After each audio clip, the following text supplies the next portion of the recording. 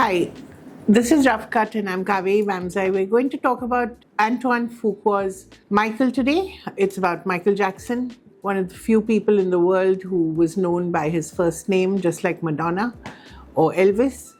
And this movie tells you a little, just a little, about why he was Michael.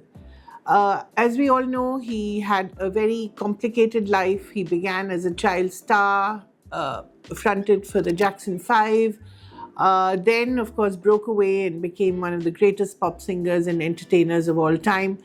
And there was so much in his life that lends itself to a dramatic story. There was allegations of abuse by his father, allegations of drug abuse by him, allegations of pedophilia by Michael, and a lot else. But the movie just about scratches the surface of it. It, of course, shows you what made him so great. And because it's been blessed by the Jackson family, you get to hear Michael's original voice, and what a voice. And he's played in his adulthood by Jaafar Jackson, who looks almost exactly like him. It's really uncanny.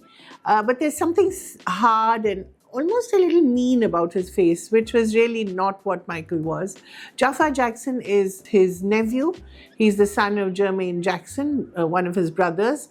So the resemblance is really uncanny. But as I said, there's something about him that is a little off. But that's not the only thing that's off about this biopic. Like most musical biopics, it has to steer clear of a lot of the controversies which shadowed Michael's life, because it's sort of blessed by the family. And you can see the director struggling with it. You don't really get to see the full magnitude of the abuse that Michael suffered from his father, although it's played in a most demonic fashion by Coleman Domingo, who looks nothing or behaves nothing like the charmer that we've seen him so far.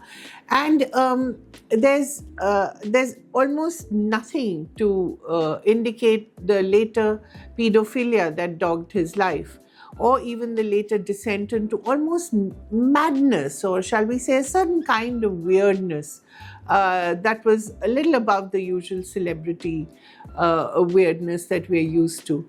So really, what does Michael give us? It gives us a sense of going back into the past, but people like me who've been there can tell you that it captures only a sliver of the craziness that surrounded him. He was perhaps the first entertainer of his time who gave us a full spectrum. And this was the age of MTV, so he gave us the full spectrum of what a show could be about: the razzle, the dazzle, the dancing, the moonwalk, the music videos. I mean, when Thriller first came out, and remember, this was for a generation that didn't have satellite TV, we still got a sense of what a tremendous phenomenon he was. And although we may have listened to him hiding from our older brothers who told us to listen to Eric Clapton and Cream and Led Zeppelin, but we did secretly listen to Michael, just as we secretly listened to ABBA.